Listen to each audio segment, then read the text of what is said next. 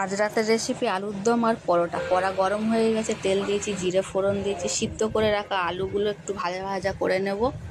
নুন দেওয়াই ছিল, একটু হলুদ দেব, দিয়ে হালকা আছে ভাজতে থাকবো। ভাজা ভাজা হয়ে গেলে নুন হলুদ সব দিয়ে দেব, লাল লাল করে ভাজতে থাকবো। বেশ ভাজা ভাজা হয়েই এসছে, তুলে নেওয়া হয়ে গেছে।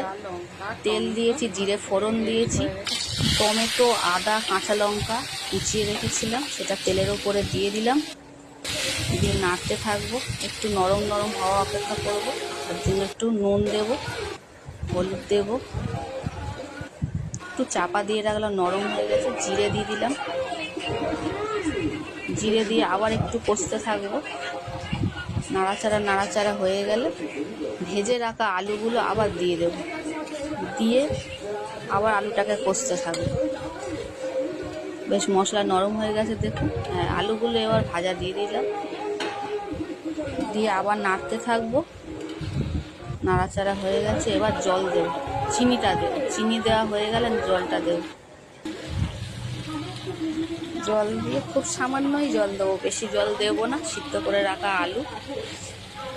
জল দিয়ে ফুটতে দেব। জল দেওয়া হয়ে গেছে, এবার চাপা দিয়ে দেব, চাপা দিয়ে ফুটে গেছে।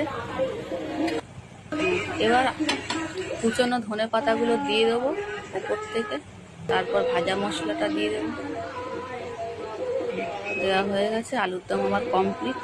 এবার পরোটা ভাজবো, তাওয়া গরম হয়ে গেছে, রুটিটা বেলে দিয়ে দিলাম। এপিট এপিট হালকা আছে সেঁকে নেবো। সেটা হয়ে গেছে দেখুন, হালকা হালকা হয়ে গেছে। এবার লাল লাল করে ভেজে নেব। ভাজা হয়ে গেলে খুব লালচে লালচেই ভাজবো। ভাজা হয়ে গেলে আমার আলুর দম তো হয়েই গেছে, পরোটাও ভাজা ভাজা হয়ে গেছে। আলুর দম পরোটা রেডি, রাতের খাবার। টাটা বন্ধুরা, গুড নাইট।